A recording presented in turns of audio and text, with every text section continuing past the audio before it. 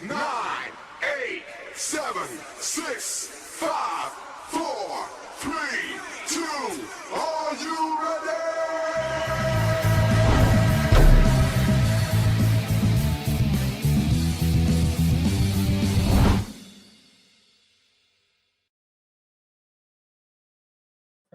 Conversation topics. Yeah, this is how it's been for me all day. Like I've got dementia. I think that's what it is. Jesus Christ. What were we just talking about? What were we just fucking talking about? So we You talked missed about the intro. You missed the intro. No, I'll get the intro. I haven't got the intro. What were we just talking about? We were talking about what? Oh, yeah. Welcome to Hardway Wrestling. It is Free for All Friday, and we are here, and Ricky's here, and Scotty's here, and you get a Ricky, and you get a Scotty, and you get a Jonathan Cross. So what I was going, gang, that's right. That's got to be Owen, right? Is that Owen? No, that's Austin. Austin and Owen's the yo. Oh, okay, got it. I can't see that for some reason. Anyway, put your glasses on. You guys all saw.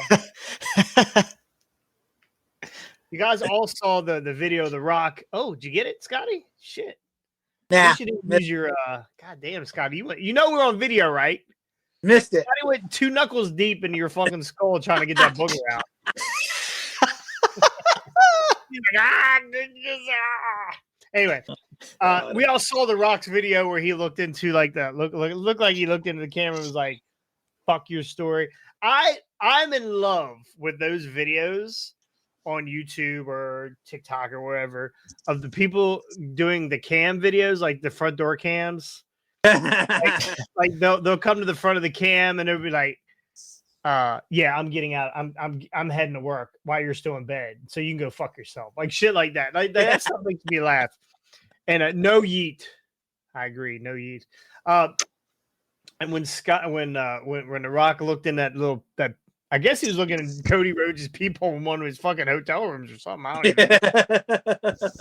Fuck your story. What did it look like? Greatest. It's basically what the camera angle looked like. Did you hear that? Say it again. Did you hear that? What? Good. I muted my burp. Oh, good man. Man, The Rock looks like he's cutting promos on our phones. You know what? I don't care. I'm for it. This might be the best version of The Rock we're gonna get. Right? The Rock he's not out there. I just saw I didn't even realize it. He's not wearing his Under Armour gear. He's not talking about football. He's out there wearing his $1,000 shirt. Like The Rock is the real fucking man right now. I'm for it. I love it. Anyway, if you've not seen the video, I will be putting I put a little Scoopy video together, a little grab. So take a look at that. I'll get that up here soon. But we are going to start the show. I hate it. Our first deaths of the year. I hate doing these, but we got to do it. We lost 2 guys this week. First, we lost Ole Anderson, original member of the Four Horsemen, Arn Anderson's brother. So, yep. Tough day for the Anderson family. Scotty, give me some info on Ole Anderson. I know you're an old school guy. I'm sure you were I love the Four Horsemen. They were my favorite faction ever. I don't care what people say. Best faction ever. Ole Anderson, tumultuous wrestler / promoter / booker. Right? He's been hated and loved at the same time. So give me something good on Ole. Well, the funny thing is, even though he is Ole Anderson, he is not an actual Anderson. The only one out of the originals, out of the Andersons that was an Anderson was a Gene Anderson was the original. Kayfabe, brother. Kayfabe. Huh? Kayfabe, man. Kayfabe. Yeah. Well, anyways, but it was Gene and Ole as a tag team, and then if I remember right, Gene left or something. He had moved on from whatever territory, and it wasn't until I don't know. I think it was like 2 years later that they brought in Minnesota Wrecking Crew. Minnesota. Yeah, there you go. Yep. and then it became Ole and Anderson as the Wrecking Crew, and then boom. The one thing I don't remember, and again, I've heard a lot of Four Horsemen stories, but I don't remember how they all ended up together on TV that one time when Arn, in fact, actually is the one that cut the promo, just saying that we are the four strong, him, Tully, Ole, and Flair. And Arn cut the promo saying we're the strongest thing in this business today. Not since the Four Horsemen have four guys been together that are the best in the business, and it just boom. And again, like Ole had a good career, but that helped to kick really put all of their names out there as one of the best out there. Sadly enough, Ole didn't last in the Horsemen as long as I think he should have. But he wasn't, as a lot of people will talk about, in different videos. Ole was a bit of a curmudgeon. Even in his young years, he was a bit of a curmudgeon, and he just didn't stick with it. And I mean, he also had other opportunities that came up, being able to run.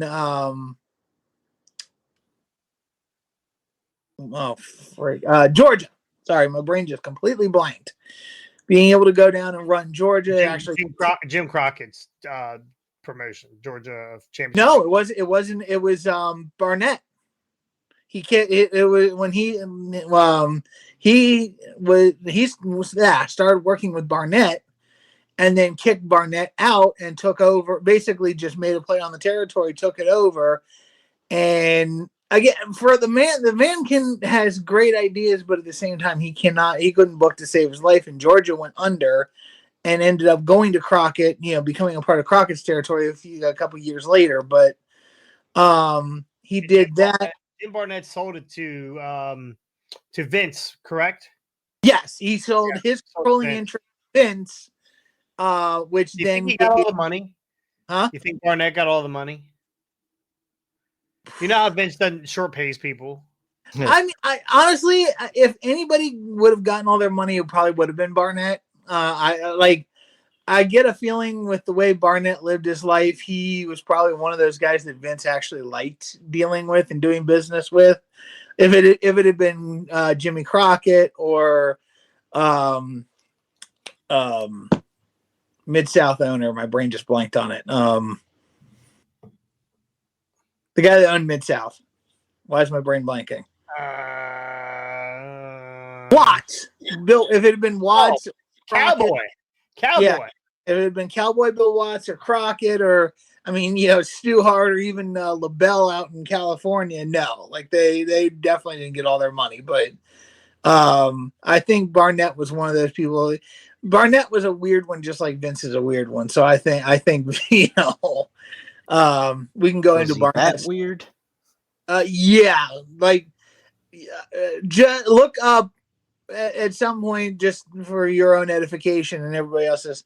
Look up the it was Kentucky or Tennessee college scandal that Barnett was involved in. Trust me, you'll see how weird Barnett was. But maybe that's where Vince got his ideas. Well, I think Pat got them from Barnett, and then Pat kind of passed his ideas on to Vince. But again, whole nother story. But no, and he ended up going back to wrestle for that Barnett story. That wasn't an underage girl, was it? No, it was college football players. Okay. Yeah, it was college. Got done listening to Terry Funk's book. Huh? I just got done listening to Terry Funk's book. Ooh, I bet you that was a good fucking awesome. It was pretty epic. I learned a lot of shit about some fucking weirdos. Vince isn't the only fucking weirdo out there, by the way. Oh, who's the one that fucked his dog? There was somebody didn't Funk tells a story. That chapter was left out. Funk tells a story on one of the shoot interviews about somebody fucking their dog. Ruh-roh Raggy. There was some kind of rib where he was like somebody had to watch the dog or feed the dog, but the dog was real rabid or whatever. and the only way it wasn't fucking the dog, okay? It wasn't fucking the dog. It was they had this dog that got fucking, there was a mean dog, but after a few days the dog got meaner. You had to jerk the dog off. Yes, You had to jerk the dog off. Yeah. Who I cannot remember. I'll look it up. We'll have it for the next show. But huh? It was a rib on a young guy or one of the fucking boys. Yes. They had to go jerk off the dog to calm him down. And it might have been on Terry Funk that he was supposed to go jerk off someone's dog or whatever. Yeah. Anyway, Oh Jesus! I'll find that. I'll find that story and I'll read it. We'll touch on it. Yeah. But no, like Ole ended up going back to the Ole thing. Ole ended up going back to Crockett for a while. Where we wrestling, where we talk about jerking off a dog. Dog, yeah, exactly. Well, I guess we're getting another explicit mark. Yeah, no, we honestly we've left that. You know, we are not PG by any. We are definitely not PG. Let's move on here real quick. Hey, Ricky, you got any Ole Anderson memories or?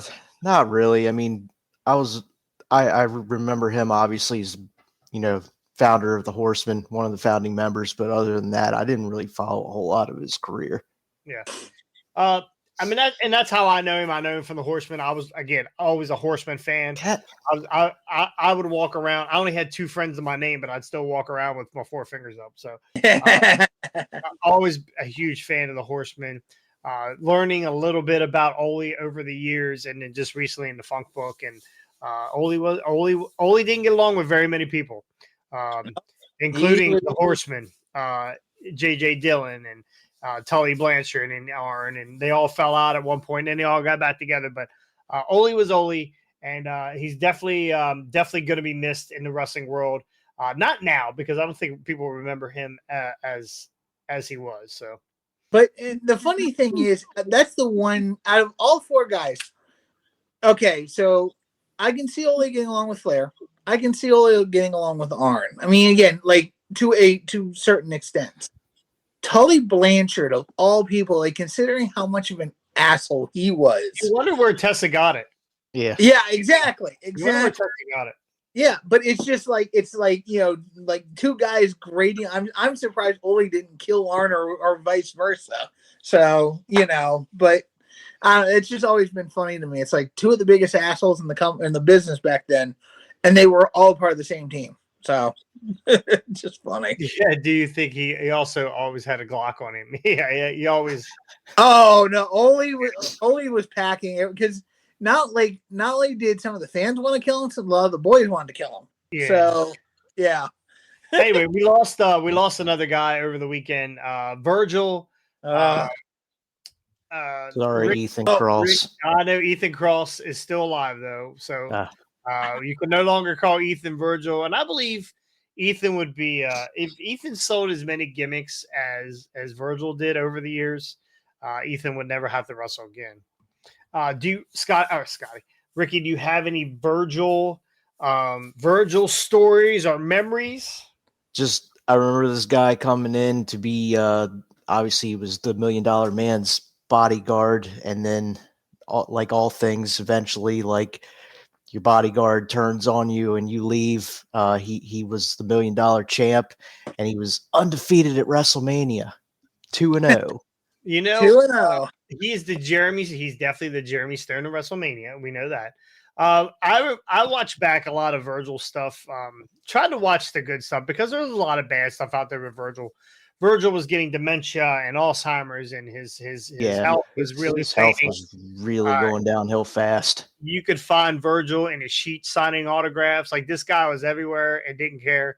I went back and watched the video, and I think I posted an edited clip of it so I wouldn't get dinged. But where he turned on the $1 Million Man, and the pop in that building was unlike any pop that I had ever heard. Yes, it was amazing, and he just kind of rode off into the sunset then. So there's a story that when Virgil came to WWE, Virgil was in WWE, they named him Virgil because that is Dusty Rhodes' real name. Yep. So Dusty Rhodes was with WCW at the time, I think was he WCW? No, he was doing the polka dots because that Yeah. was like 92, 91, 92. 91, I think. No, I don't think Dusty was there yet when Virgil came. So they sure? named him Virgil as a rib towards Dusty. So when Virgil ended up going to WCW, they named him what? Vincent. Vincent. That's Yeah. right. They named Vincent as a rib or as a knock towards McMahon. So Yeah. Poor Virgil. He was caught in the middle of bullshit. So anyway, Virgil, if you went to a signing at any wrestling, WrestleCon, WrestleFest, WrestleMania, whatever, Virgil was there. He was the first one there and the last one to leave. He was one of those guys. Like the lights are going out and Virgil's still sitting there, not packed up yet. He's still signing autographs or he's still waiting for people to come buy some of his merch or whatever. Dusty was there in 89. Okay. So late 89. So he was there when Virgil was there. Right. But that was later. Like Virgil, like I don't think he was there in the beginning when the $1 Million Man was with the WWF. Yeah, I don't think so. I'd have to go. I think I just heard it on that Terry Funk book. So, but anyway, it was a rib towards. They ribbed each other either way. Yeah, so, yeah. Again, Virgil. Hey, look at that! That is okay. So what is that?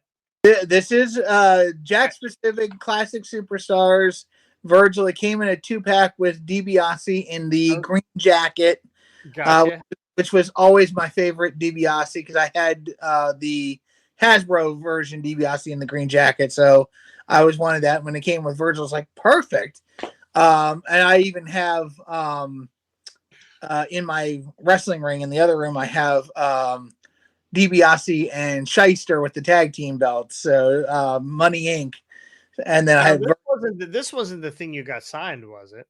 No. That was a Funko I got signed, which is yeah. Okay. No. No, if I had gotten this signed, I would never have opened it. But no. But yeah, no, Virgil, classic, like classic guy. His career wasn't always the best, but at the same time, like the guy figured out, again, even in his later years, even running, and again, I hope to God we find out whether his Instagram was, whether he had a ghostwriter or, he was, like it was legit him. I really, again, I cannot speak to whether he had some, but in his later years, his, like, the stuff that was put on Instagram under his verified account, and you can look it up under Real Soul Train, on Instagram, was hysterical. Like I really, people even said, like, where was this stuff when he was back in WWF back in the day? Like, because he's doing this whole gimmick with Olive Garden, calling himself the Meat Sauce Messiah, and here was a video game, the Meat Sauce video game. Yeah, they did a video game based off of it, and I don't know, like the guy, like you said, the guy, did everything, and he has quite a following. Like, people loved Virgil. I mean, our own Brian Hardy even posted about, he had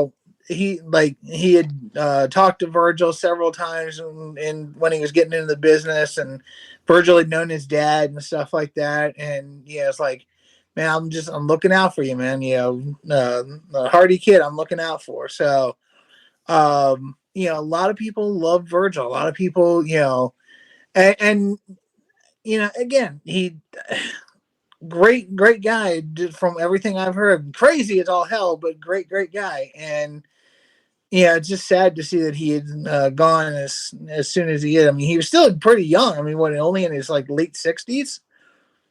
I think he was born in. I just had it. Shit. 1962. So. Oh wow. Yeah, he's born 1962. So early 60s. Yeah, early 60s. 62. Jones started wrestling professionally as Soul Train Jones in Championship Wrestling Association based in Memphis, Tennessee, 1985. There was a feud with Chuck Donovan, Big Bubba. You remember Big Bubba? Yep. In January 1987, he defeated Big Bubba for the AWA International Heavyweight Championship. On April 20th, he was defeated by Donovan, ending his reign of 106 days. I'm not a Roman Reign type of run. During the reign, speaking of, he also participated in tournaments for the vacant AWA Southern Heavyweight Championship, defeating Tommy Rich, the Hunter, the Goliath, and on his way to the final, he was defeated by Austin Idol. Ooh, I haven't heard that name. Wow. He also unsuccessfully challenged Nick Bockwinkel for the NWA Heavyweight title alongside Rocky Johnson. He later held the AWA Southern Tag Team Championship. Oh, that was cool. I didn't realize that. Yeah, I didn't either. Until they were defeated by Donovan and Jack Hart. So I've been to three different signings, and Virgil was at all three. I wondered how he did it. So, and his line was never ever long. And I would have to find it, but I do have a signed Virgil somewhere. Don't know where. Somewhere. Anyway, rest in peace, Virgil. You would definitely be missed. The DiBiase's will not be attending your funeral because they're in jail. Pretty much. Just kidding. Anyway, we got a pay-per-view this weekend. Revolution. It's a revolution. So, and we will cover it on Monday. That was pretty good, right? They were covered on Monday. Not bad. But Revolution was the first pay-per-view 1 year ago on Sunday that Hardway Wrestling covered. And it was fucking terrible. Yeah. It was fucking terrible. So I'll be it is our 1 year anniversary coming up on Monday or Sunday. We were covered on Monday. So I will be reposting old links to our first videos that we ever done, and boy, are they horrible. They are absolutely horrible. But this weekend we had the Revolution. So this week we're on the road to Revolution. Right now, 9 matches. Ricky, 9 matches. That's a light card for a Tony Khan pay-per-view. It's early yet. It's definitely early yet. So we're definitely what was the last pay-per-view was 13 matches? Yeah, something like that. So yeah, a lot of matches.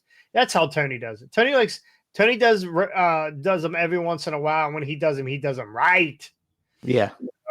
Yeah. Right. Most of his pay-per-views are very well done and put together. The only ones I remember that were pretty awful was Double or Nothing last year or this year. That was pretty bad. That was probably the worst AEW pay-per-view I've ever witnessed. Yeah, that was definitely the worst. What was the one? They had 2 of them in the same week. One was Wembley, and what was the one after that? It was All In and then All Out. All Out was garbage. Yeah, that's right. Actually, I think All Out was the one that was better. All In wasn't as good. All In was Wembley. All Out was the one I think where it was Orange Cassidy and Moxley was the main event. That was the week. That was the skewer match, I believe. Punk got fired. Yeah. Week. Didn't quite make it back for All Out. He was All Out for sure. Yeah. Anyway, as of now, there is 9 matches. There will be more for sure coming up. So do you know who's in the All-Star Scramble? Have they announced that yet? We've got Jericho, Lance Archer, Brian Cage. Jericho, Hook, Powerhouse Hobbs, Brian Cage, Wardlow. And Wardlow. That's the 6 that's been announced. And then there's still 2 open slots. Well, Starks in it? No, Starks is not in it. Starks not in it. Okay. So this is what is it? What is this match? This is a number 1 contender match. Number 1 contender match for the AEW World Title, and it's a 8-man scramble match. I don't know if this is someone said send cock instead of Hook. I think it's Austin. I'm hoping Austin. Maybe it was a mistype. I don't know. Either way, good luck this weekend getting your ass kicked. Hey yo, Send Hook. Oh boy, my bad. Well, he's on the wrong website. you better. You're on. Stop typing Hardway into your browser. So, any predictions for this clusterfuck of a match? Fuck. Do they have Jericho win it as a way to kind of rehabilitate his image? Like, because again, there still hasn't been anything said after the whole debacle with what's her name. Nobody said boo to a goose one way or the other. Yes, the rumors are true, or no, they're not. So, do they kind of do Ross Sapp say the rumors were true? Huh? Well, Sean Ross Sapp say they were true. He was sticking by his guns on it. He said there was I must have missed that one. Yeah, but here's the thing. My question though is, do they kind of rehabilitate Jericho and give him like kind of, because what was it the other week I saw him coming out in the Lionheart gimmick? Did I see that correctly? Did that on Wednesday night against goddamn, it was one of the Mexican wrestlers he wrestled way back. Yeah, Lucha Tiger there. Yeah. He was wrestling his son. So, I mean, are they trying to, do they have Jericho win this and kind of give him a spotlight that makes him look more presentable to the fans? Well, you remember the Devil's plan was for Wardlow to win the world title and then hand it over to Adam Cole when he is able to compete again. So, is this going to be the Wardlow win here? I feel like they're building this faction, this devil faction, or what are they called? The faction with Wardlow and fuck, I don't know, because AEW's starting to get a little unwatchable at points lately. I've kind of been back on with WWE more. Something Kingdom, Undisputed Kingdom. Yeah. So I feel like at some point they're gonna have to make this faction look tough, right? Or look imposing. MJF is gone. And Adam Cole that with a guy with a broken leg. What's that? How do you do that with a guy with a broken leg as your leader?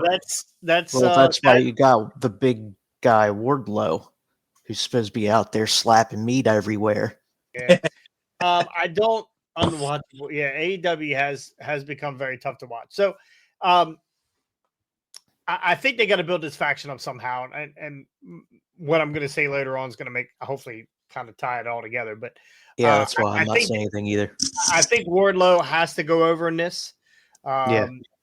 Is this an over the top rope battle royal? Is this a pin fest? What is this? I didn't see any rules for it. Like normally when they say scramble, it's like a time limit match, and whoever gets the last pinfall's the winner or whatever. Gotcha. But that's what I remember from the WWE when they did championship scrambles. But who knows what kind of scramble fucking Tony Khan's got going on. I mean, he's got a Coke scramble, so yeah, he's got scrambled eggs for brains. So exactly. I'm taking Wardlow with the possible return of Jungle Jack Perry. Ooh, I like it. Okay. I'm going Wardlow as well. I could see Big Bill being an added participant to this, since they've got like pretty much all these damn near close to 7 feet guys or big muscular guys in this match. Why is not Ricky Stark needs to be in this? Maybe both of them are the TBAs. Could be. But either way, I'm going Wardlow. All right, Scotty. I'll agree with you guys. I'll go Wardlow on this. All right. Go ahead. No, I was gonna say we'll see what happens. I mean, I honestly really don't care 9 times out of 10 either way with this match. So I'll just call Wardlow. You need to care, Scotty. This is probably the biggest match of most of these guys' career that won't matter in 2 days. Yeah. FTR versus Moxley and Claudio, the big black. Nope. BBC. Just the BBC. Yeah. These guys have been battling for the last couple of weeks on and off, whether it's in a triple threat with what's his name? 6-man trios. And they just had a They had match a. on It was Wednesday night. on Dynamite. It wasn't a bad match though, except for the Chop fest. the chop fest in the corner Fucking where terrible. everybody was doing the same shit. Like if they would have just removed those few minutes from the match was very good. How do you?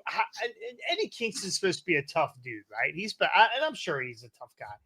This fucking pussy chop that they did. I just stop with this bullshit. I hate it. It fucking makes you look uncredible.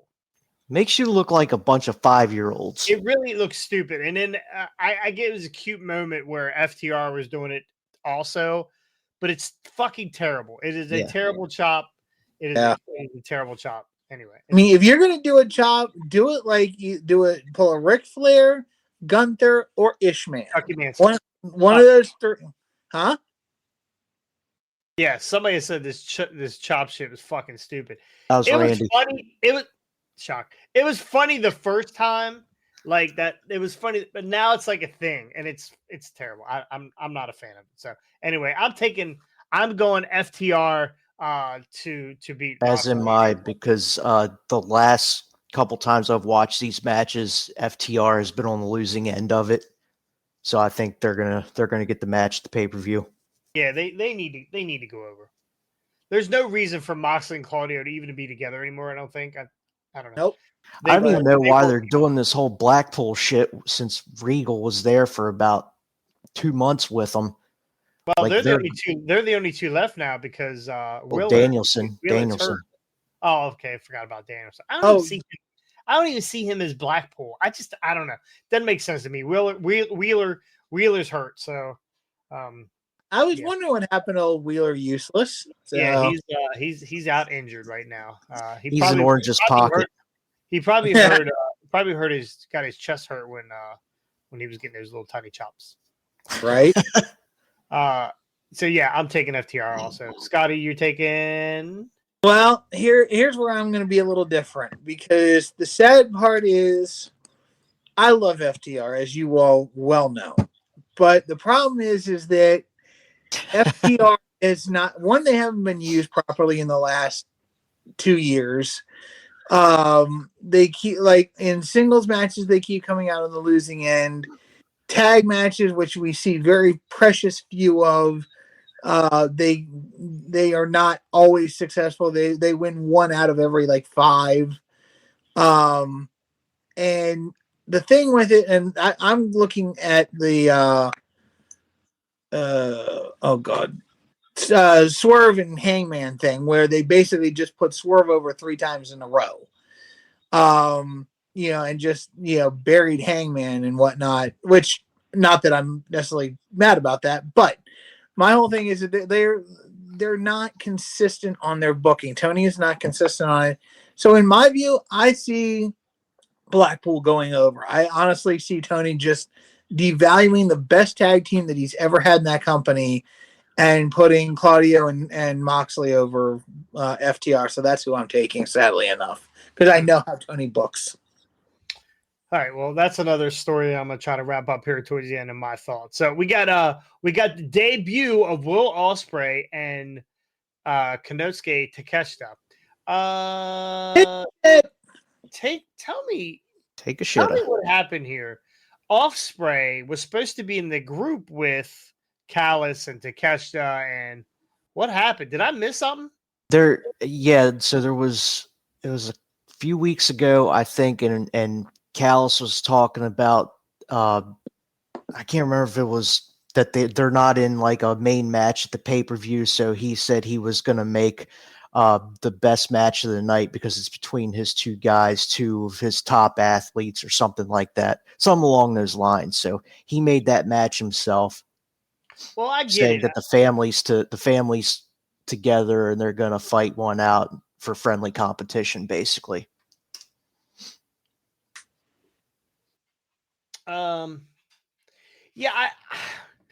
Will Ospreay's debut, they're going to put him in the ring with a guy who I really think is a good athlete. Takeshita is really good. He's really good. He is. We're going to bury Takeshita?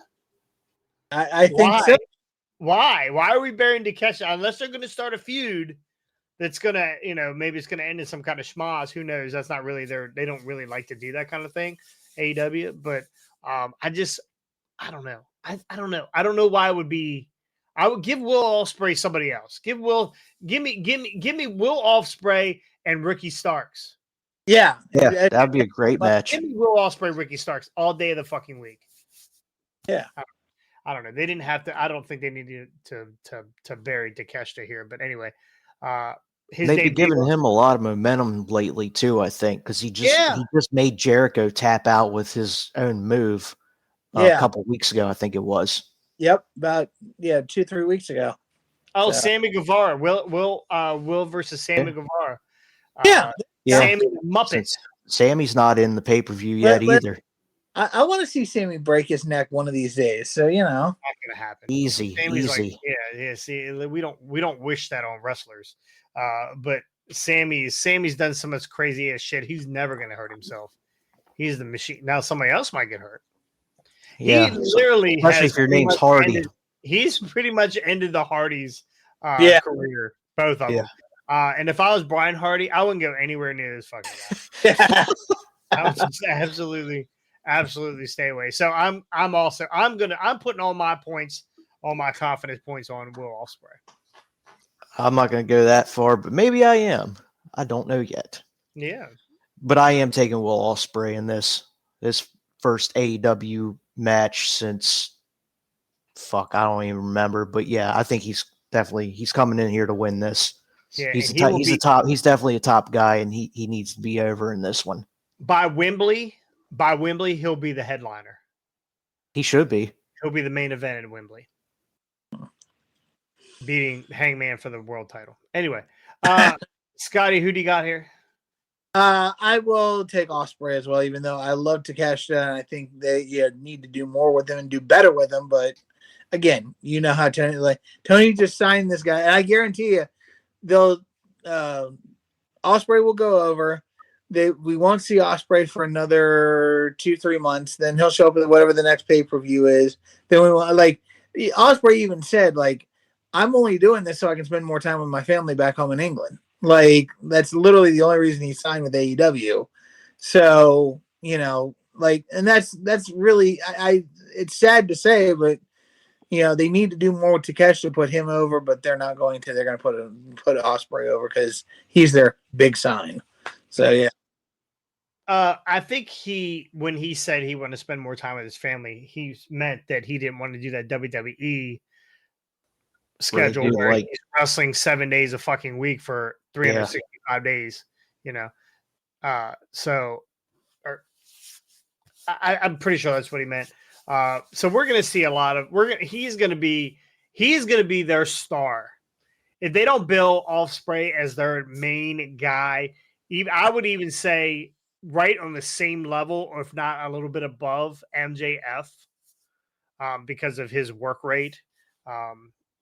I would be disappointed. I mean, I'm already disappointed in a lot of stuff. Exactly. I would be super disappointed if they melt this fucking guy down and don't do shit with him. So anyway, we're all taking Ospreay except for Scott.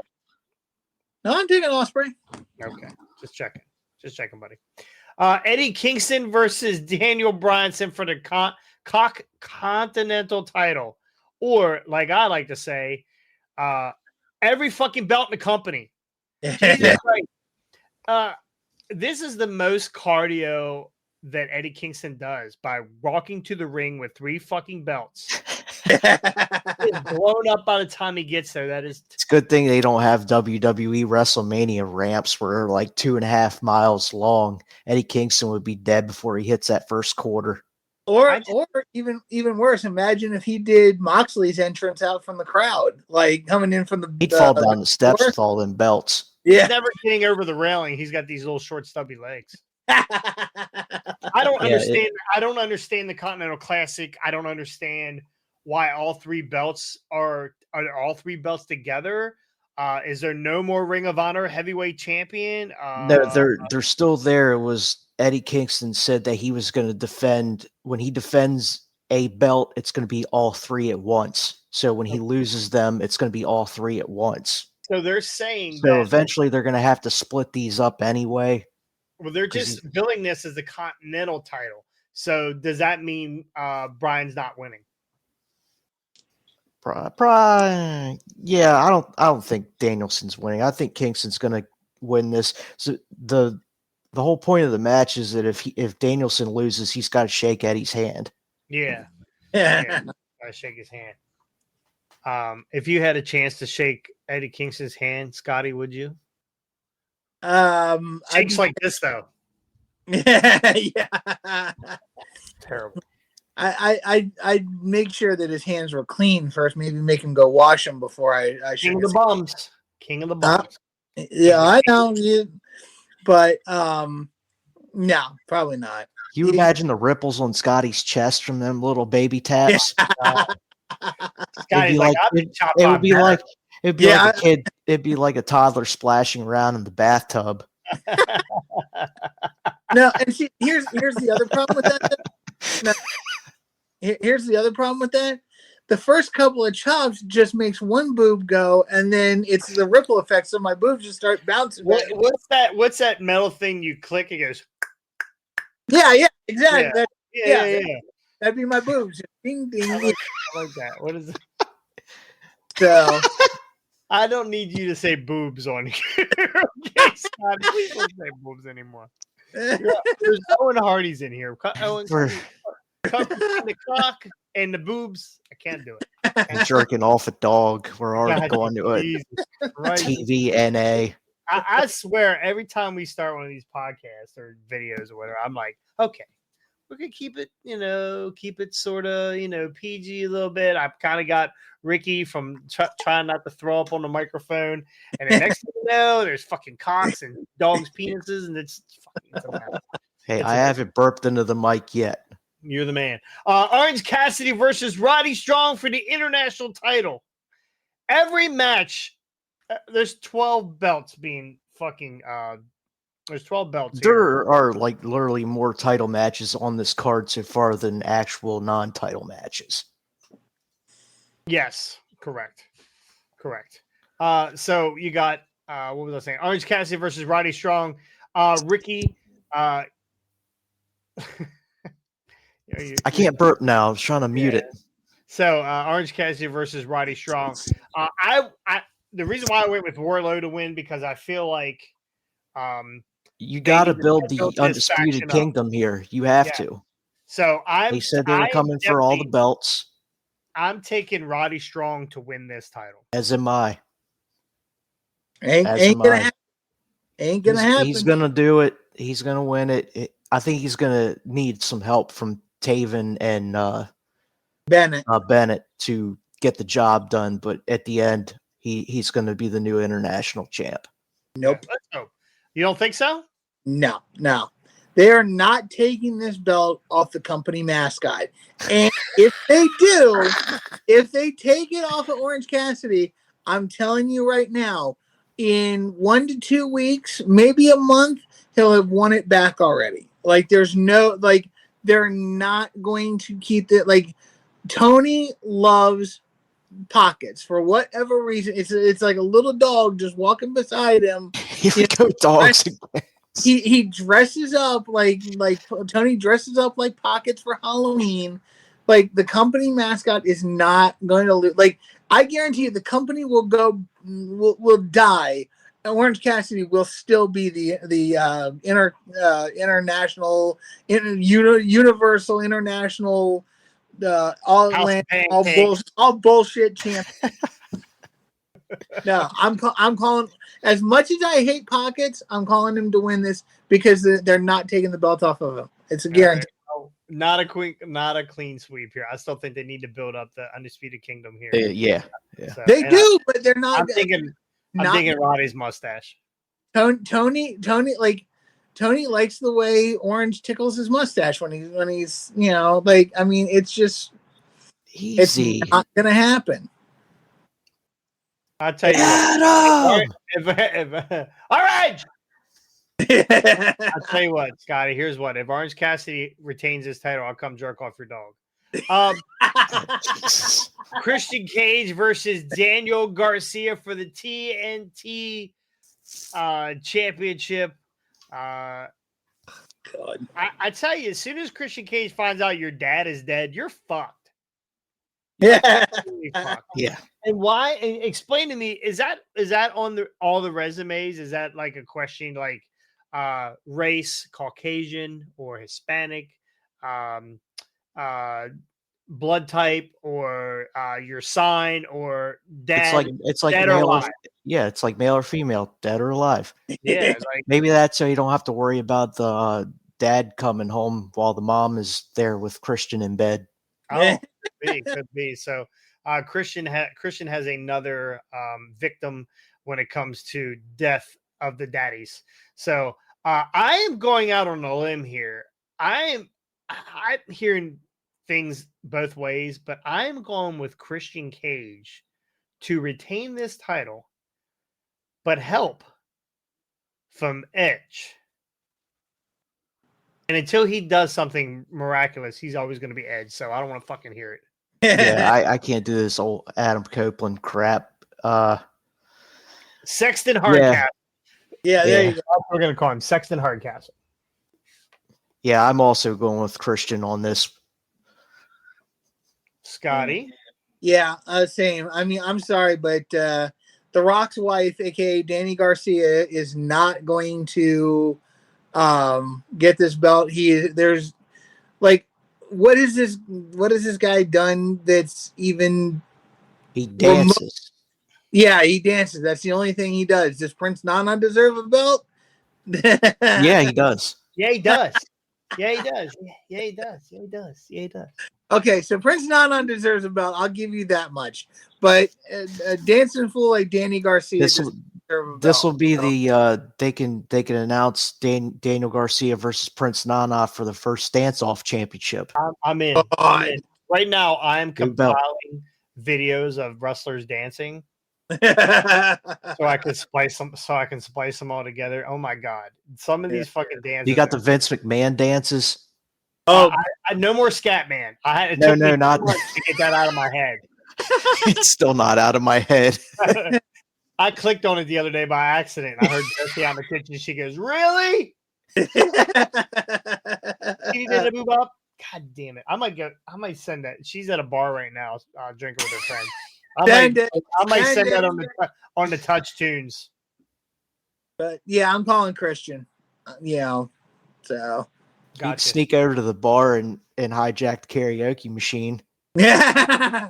I'm gonna do it right now. Ricky, who do you got in this? Christian, Taking Christian. Okay, perfect. absolutely. All right. Next we have Timeless Tony Storm versus Deonna Purrazzo for the AEW Women's title.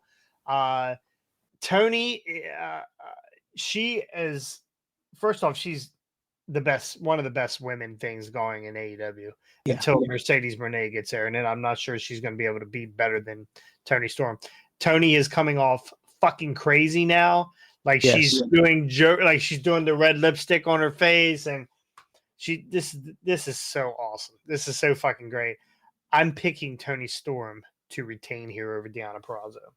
Same here. And then after Deonna loses, she'll probably get one more rematch, and then she'll be the next Ruby Soho. She'll be going around backstage looking for dates and catering. Go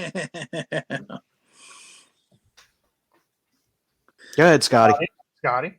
Yeah, I'm going with Tony Storm as well. And honestly, I hope that I don't know how long she signed for, but I hope Deonna Purrazzo gets the heck out of there pretty quick. I like Deonna Purrazzo's work, but she just does not belong in AEW. That is not the place for her to show off what she can do. So get her out of there. Get her to a place where she can show, what she can do. Like, again, Tony Storm was great, but that women's division. It's the women's division, and Tony doesn't know how to book it. Well, here's the thing. No, I think it's getting better. They're now doing 2 women's matches on Revolution, and it could On Rampage. on Rampage and Dynamite. No, Dynamite too.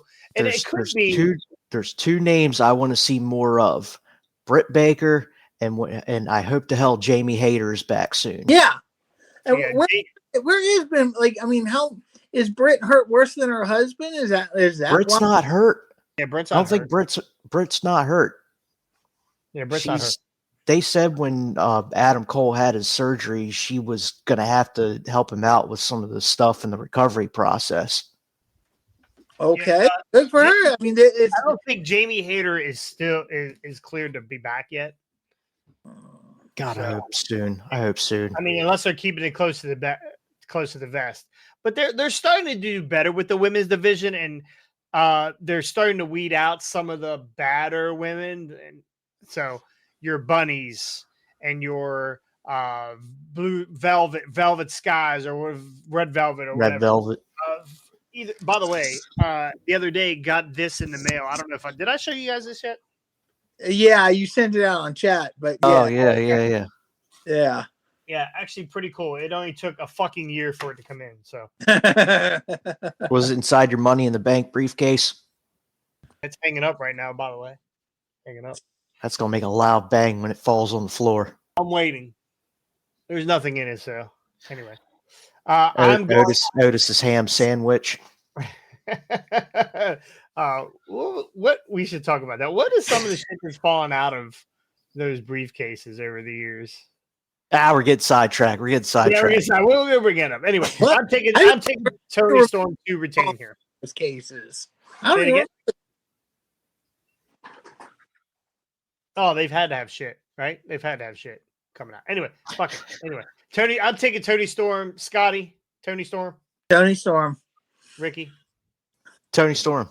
We got Samoa Joe versus Adam Page versus Swerve Strickland. I don't know if you probably didn't catch Dynamite on Wednesday, but Hangman is on crutches and he's in the middle of the ring and he's about to give a heartfelt speech on why he's not going to be a Revolution. And Swerve Strickland comes down and turns baby. You guys notice that? He turned baby right there. So he basically said, he doesn't. It was already starting to happen anyway. Right. People love him and Prince Nana. So who? Prince Nana. So basically Swerve said, I respect you, blah, blah, blah, blah, blah, get kind of building Hangman up. And then Joe comes out. Joe's on the stage. Joe doesn't come in the ring. Joe stays out. He's in his 3-piece suit. He's staying back. He's talking shit. And next thing you know, fucking Hangman crushes Swerve with his fucking crutch. Lays out. Swerve did not move. Never Swerve fucking did moved. not Out. move. Out. Yeah. And Hangman not limping around. So it was for a couple weeks now. Well, I guess it's been a week and a half now or 2 weeks that they did this thing where Hangman hurt his foot during the match, during that triple threat match, or not triple threat match, a 6-man tag match, and told the camera, "Don't look at me right now." So that was a night. That was like almost a Triple H type of thing that they did there, where it was like, "Don't show me," like it was an accident that they showed him he was hurt. Yeah, and they were kind of like, "Oh, he's hurt." Well, Sean Ross Sapp the whole time was like, "Yeah, I don't think he's hurt, blah, blah, blah. Yeah. He's fine, blah, blah, blah." Anyway, so he showed his hand the other day and he knocked Swerve out with the crutch. So, which fucks me up because I thought for sure that that Samoa was going to retain here. I think Swerve is going to win this fucking belt. Yeah. I'm on the fence with it, and I can see that happening. Like, Swerve has just gained so much momentum over the last few months feuding with Adam Page. I could see it where he wins it by pinning Hangman. And I hope he does. Or it doesn't happen at all because it will take away from the luster of Sting's last match. Good call. I'm on the fence, bro. I'm on the fence. I don't know. I want Swerve to be the champion so bad. But Joe just won it literally like a month or two ago. So I don't think that matters. I think Joe is transitional. I think Joe can be transitional. He's not like the story is not Joe. The story is not Joe in this. The story is Hangman and Swerve. Yeah. And somehow we went from a guy that was breaking into another dude's house and talking shit to his baby becoming a baby face.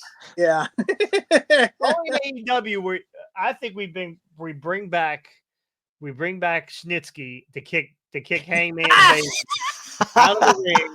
God. The baby punt. Baby punt heard around.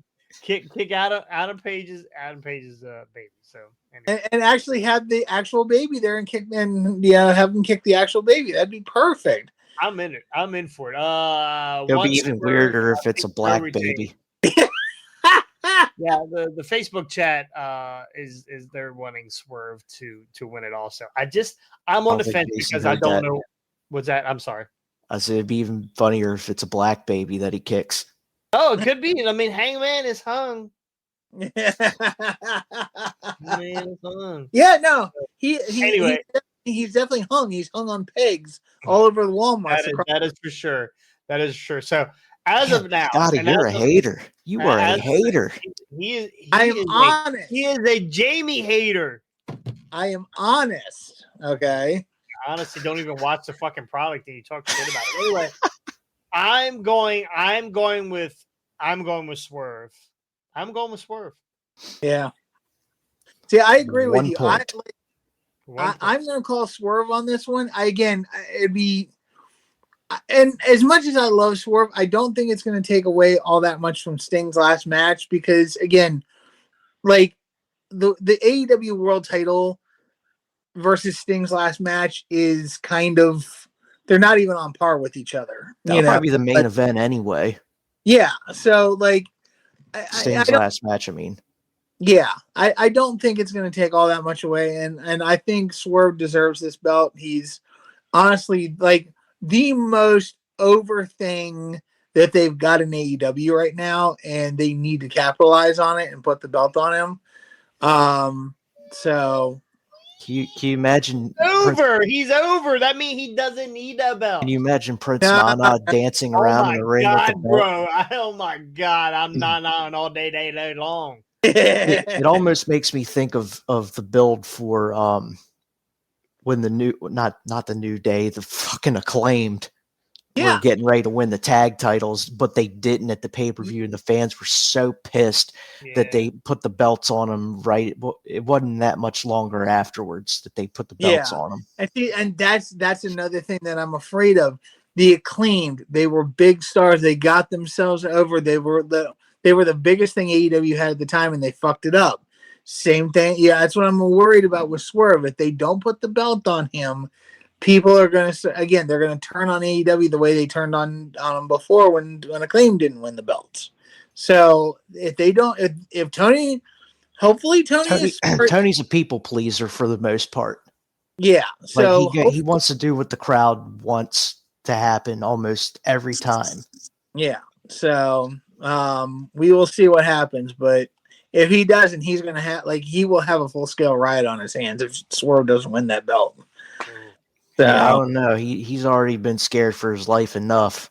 Yeah, Punk's gone. He's safe. Punk's gone. Anyway, last match, and this is why we're all here. Sting and Darby Allin versus the Young Bucks. The Young Bucks. And actually, I am enjoying what the Young Bucks are doing right now. I think this is great heel work. Heckle and Jekyll. Spy versus Spy. I did type it up in the fantasy thing. I put Matthew and Nicholas Jackson. Yes, I tell you, Matthew and Nicholas. What a bunch of fucking EV pricks. Yeah. That's what the P stands for. EV pricks. But anyway, this is another one. Executive Vice Prick. That actually works. This that is works another one I'm on the fence about. I think that normally Sting will go out on his back, but he is such an icon. Yeah. That is very possible that Sting and Darby win this match. Yeah. Again, Tony's a people pleaser. Yeah. He wants the fans to be happy. He wants them to cheer Sting. I actually don't. And whether he wins or loses, they're going to love Sting. Sting is going to get a standing ovation. Sting is going. It doesn't matter what happens, win or lose. But I think, I think Tony, out of respect for Sting, wants Sting's last match to be a win. I mean, he's won every match. Yeah. This thing, we're getting boys. We're getting ready to never say again. Sting never loses. Yeah. One way or another, he's either going to lose this match and go out on his back, or he's not wrestling anymore. So if the Bucks do not win, and Sting and Darby retain, what do they do with these tag titles? Tournament. What do you? That's the only thing they're gonna. It's the only thing Tony knows how to do is they're gonna do some kind of tournament for like tournament eliminator for the number one contendership, and woo! Ric Flair steps in. Oh Ric God, Flair. Jesus. He's gonna do a dewdrop with Chelsea and take the other belt and be like, "Give me that! I'm your new partner." Yeah, I think the only drops that that Rick is spilling right now are in his underwear. Yeah, Depends. Well, yes, it depends. It definitely depends. I am going with Sting winning. I'm going with Sting going out, standing up. Yes. Yeah, you too. Nope, You think he's gonna lose? not happening. They painted themselves into such a corner with this whole Young Bucks thing, and I really am looking like Tony Khan painted himself in a corner. Really? You don't say. It's shocking, isn't it? And I feel like if they don't, because again, if they put the belts on the Young Bucks, they at least have a continuation. They don't have to run another tournament. Now we know how much Tony likes tournaments, so maybe he's fine with it. I mean, I think they're gonna put the belts on the Young Bucks because if they have Sting and Darby retire as the tag team champions and start a whole, it's just it's gonna flop harder than the Continental Classic, I think, as far as a tournament goes. I thought it was a good tournament. So This is a tornado tag. Is it a no disqualification match? Yeah. Oh yeah, every match in AEW is no disqualification unless they decide to enforce the rules. Yeah, it depends on if Rick Knox is refereeing or not. Yeah. And you know the Corpse referee will be refereeing that match because it's a Young Bucks match. Yeah.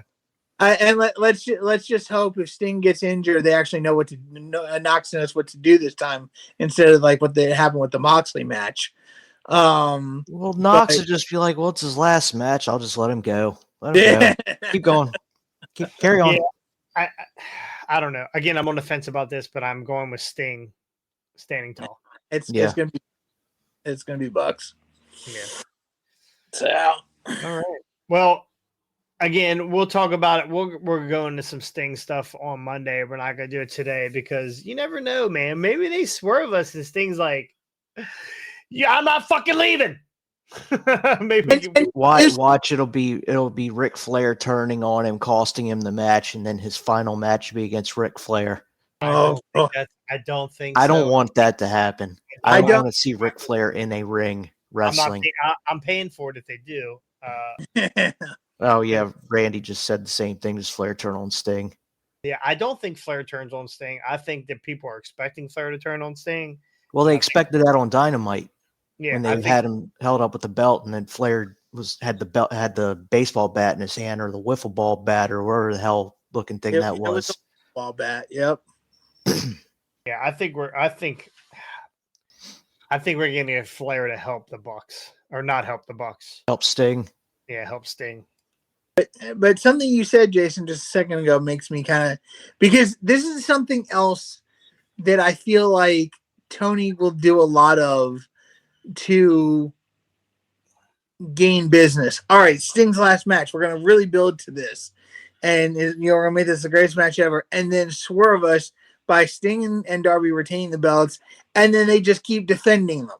So then it's just like every match is Sting's last match. Like it becomes a stipulation of, Sting loses, it's his last match, because he retires after he loses. So then they just keep this thing going for a whole nother year because then Sting will never lose. So, Tony is a historian at the end of the day. He loves his wrestling. He used to book a long time ago in his basement. We've all heard the stories. But at the end of the day, he is a historian, and he wants to preserve history with He's wrestling. not going to let Sting go out like Starrcade 97. Exactly. I fucking agree. I agree. I've probably never been more sure of anything in my life that Sting probably is not losing this match. And he's certainly not going out like, what was that TNA pay-per-view with drunk Jeff Hardy? So anyway, that's going to do it here for our Revolution predictions. Virgil, Ole, Sting talk. Right? We covered it all right there. Anyway, again, if you're just tuning in, if you're on YouTube at any point, a lot of times we get a lot of videos that pop up, or people pop up later and watch the videos. Please go like, subscribe, ring the bell. We need yes, comments. Give us comments. Our short videos that we put up, or that I've been putting up, we're getting a lot of comments. I mean, I love that. And you know what? I'm going to answer every comment. I'm going to like or heart or dislike a comment, and I'm going to comment back. I'm going to talk to you. So as of this Even point, if you're just incredible, come talk to us. We'll tell you you're a prick. That's incredible. Funny story. Like the first episode or the second episode of Hard Way Wrestling, we covered Just Incredible. His house caught on fire. Oh, Jesus. I don't remember that. And he was removed. They took him out of his house. I don't even remember that. Crap, yep. I will post the link. Go back and watch. It's like one of the first 1 or 2 episodes of Hard Way Wrestling. Again, our 1 year is on Sunday. We've been around for 1 whole year. We started out with a Wyatt, and we ended up with a Ricky. And I think we won that battle. Right? We won that battle. So as of now. Yeah. So anyway, again, please go like, subscribe, ring the bell. We need all the help. We are on the road to 500. That's what we're doing. We're on the road to 500. As of now, we are at 373. I believe that we can get to 400 by the end of March, right? I think we can get there. And then 500 is just around the corner. So again, everyone who has liked and subscribed and commented, our Facebook page is awesome. We're close to 300 members at our Facebook page. Thank you guys. Without you, we couldn't do this or remember what wrestlers we were talking about. Me, that's me. So anyway, thank you so much for joining us. Ricky, again, thank you. Scotty, thank you. And we'll see you guys next time. On the Hard Way. Peace.